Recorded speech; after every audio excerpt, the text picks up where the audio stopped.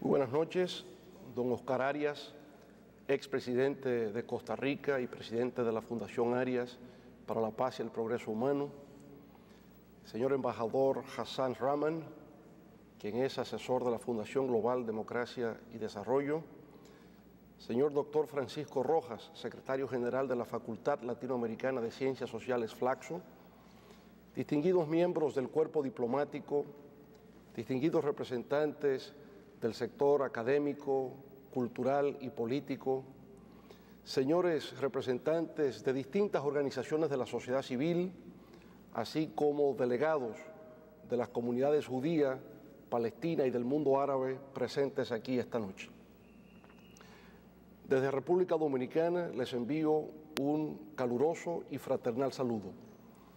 Era mi interés haber podido estar con ustedes de manera personal, estar allí físicamente compartiendo con ustedes estos próximos días para reflexionar, compartir e interactuar acerca de los problemas del Medio Oriente y de manera particular acerca del proceso de paz entre Israel y Palestina o Israel y el mundo árabe en sentido general. Pero debido a obligaciones de gobierno que tenemos por aquí en República Dominicana, como bien sabe el presidente Arias, los gobernantes somos a veces esclavos con títulos de nobleza. Eso me ha impedido, esas obligaciones de gobierno que tenemos aquí en República Dominicana, me han impedido pues estar compartiendo con ustedes en estos momentos. En todo caso, considero que la celebración de este foro internacional para promover una alianza latinoamericana por la paz en el Medio Oriente tiene lugar en un momento muy oportuno por los acontecimientos que están teniendo lugar en esa región del mundo, pero además por la preocupación que todos debemos tener en el relativo estancamiento que se ha suscitado en torno al proceso de paz entre Israel y Palestina.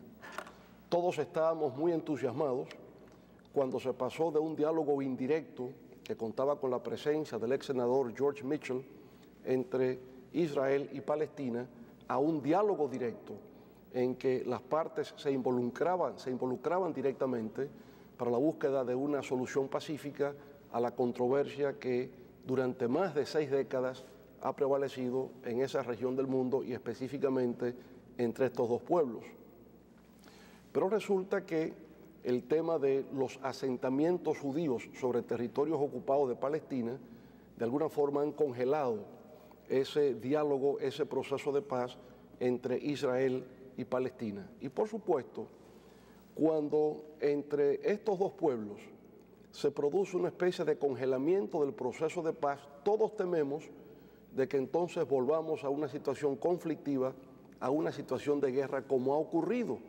desde que en 1947 se produjo la partición de Palestina y ya luego ha habido guerras en 1948,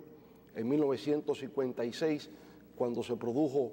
el escalamiento de guerra por el Canal de Suez, en el 1967 la llamada Guerra del en el 1973 y ya luego en el año de 1982, es decir, 5 guerras realmente entre Israel, Palestina y el mundo árabe para decidir la suerte del estatus definitivo de Palestina. Decimos que en estos momentos nuestra preocupación radica en que al producirse un estancamiento del proceso de paz que se estaba llevando a cabo, puede revertirse en una situación conflictiva entre ambos pueblos que puede tener repercusiones de gran alcance. Y esto lo decimos porque, como sabemos, en el año 2006 y en el año 2009 volvieron a producirse de nuevo confrontaciones armadas entre el mundo árabe e Israel. En el año 2006 entre el grupo Hezbollah, que opera desde el sur del Líbano, e Israel, y en el año 2009 entre Hamas, que está en la zona de Gaza, e Israel. Y estos son dos temas conflictivos que aún perduran.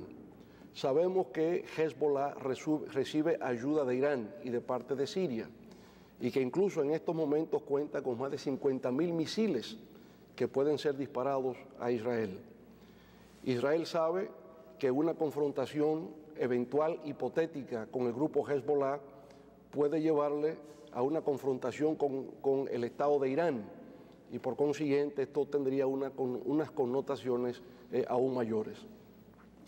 Por lo tanto, resulta muy importante el que en estos momentos pueda haber un relanzamiento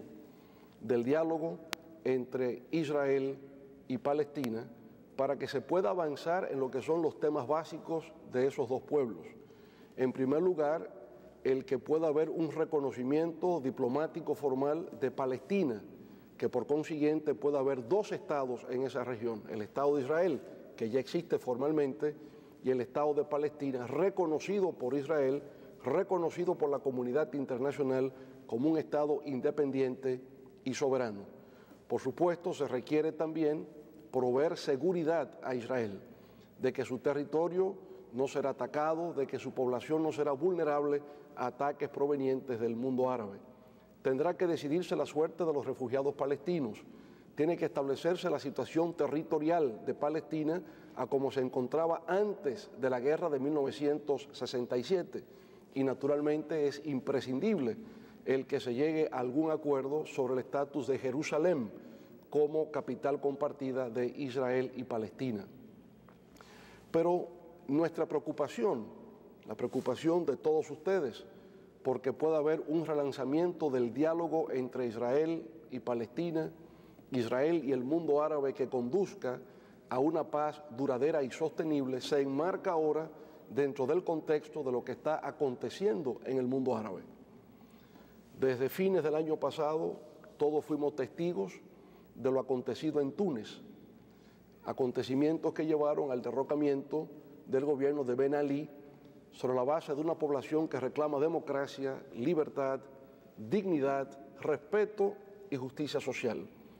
Pero lo acontecido en Túnez rápidamente se extendió a Egipto, que también produjo el derrocamiento del presidente Hosni Mubarak. Desde Egipto, en estos momentos, estamos presenciando el escenario de una guerra en Libia entre las distintas tribus que conforman ese país.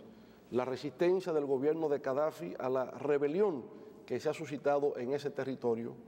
el impacto que eso ya está teniendo en lo que tiene que ver con los precios del petróleo en los mercados internacionales. Pues a pesar de que Libia solo produce 1.6 millones de barriles diarios de petróleo, dentro de un mercado de 87 millones de barriles, parece que esta cantidad no es suficiente como para alterar los precios en los mercados internacionales. No es menos cierto que ha generado temores, y esos temores han conducido a los mercados a tomar acciones anticipadas que, por la vía, por supuesto, de la especulación financiera excesiva, ha conducido al hecho de que ya el precio del petróleo Brent y del petróleo West Texas se encuentren por encima de $105 uno y de $115 por barril de petróleo el otro. Pero ni siquiera se detiene la situación en Libia. Estamos viendo protestas en el caso de Argelia, también país productor y exportador de petróleo. Estamos viendo protestas en Bahrein, en Omán, en Yemen, y hasta se ha anunciado para el día 11 de marzo, es decir, en el transcurso de esta semana, una protesta en Arabia Saudita que produce cerca de 9.5 millones de barriles de petróleo diario. Y Bahrein, como todos sabemos, es donde se encuentra la refinería donde se procesa el crudo proveniente de Arabia Saudita. Por consiguiente, la situación indefinida entre Israel y Palestina, entre Israel y el mundo árabe, la situación de volatilidad que hoy tenemos en el norte de África y en el Medio Oriente, donde habría que sumar la situación en Irak, la guerra en Irak, la situación de guerra también en Afganistán y la inestabilidad en Irán, todo lo cual se convierte en una amenaza a la posibilidad de recuperación plena de la economía mundial. Por consiguiente, considero que nunca ha habido un momento más oportuno para que desde Centroamérica, desde América Latina, podamos reflexionar acerca de qué está aconteciendo en esta región del mundo, cómo nos puede impactar a nosotros en términos de la vulnerabilidad a nuestras economías, qué podemos hacer para contribuir a solucionar el conflicto que ha prevalecido durante 6 décadas entre Israel y Palestina, qué contribuciones, qué lecciones de América Latina pueden ser transmitidas al mundo árabe en un proceso de transición democrática. Aparentemente, por la distancia geográfica, se diría en principio que es poco lo que desde el Caribe, desde Centroamérica o América Latina, podemos hacer por la paz, por la estabilidad, por la seguridad en el Medio Oriente. Sin embargo, esa sería una apreciación equivocada. En el mundo globalizado en el que estamos viviendo, cada vez hay una mayor interdependencia, una mayor interconexión entre los pueblos. Y por tanto, si lo que ocurre en el Medio Oriente puede afectar sensiblemente la estabilidad económica y por tanto la prosperidad y el bienestar de nuestros pueblos, también desde América Latina podemos ir construyendo espacios de participación, gobiernos, pero también la sociedad civil, el mundo académico, para que a través de la opinión pública se sepa en esa región del mundo que aquí estamos preocupados, pero al mismo tiempo interesados en contribuir para que la región del Medio Oriente, el norte de África, Israel, Palestina, el mundo árabe en sentido general, puedan vivir en paz, puedan vivir en democracia, en libertad y a través de un mecanismo de convivencia civilizada. Este es el objetivo fundamental de este Foro Internacional por la Paz en el Medio Oriente, en el cual pretendemos estimular una participación activa de la sociedad civil latinoamericana, la comunidad árabe y judía latinoamericana, para que haga sentir su voz en el Medio Oriente, clamando por la paz, por la justicia y por la democracia. Espero grandes éxitos de este encuentro. Estaré atento a sus conclusiones y, por supuesto, seré uno de los principales promotores de cuanto aquí se diga para lograr los objetivos previamente esbozados. Muchas gracias, buenas noches y grandes éxitos en esta jornada.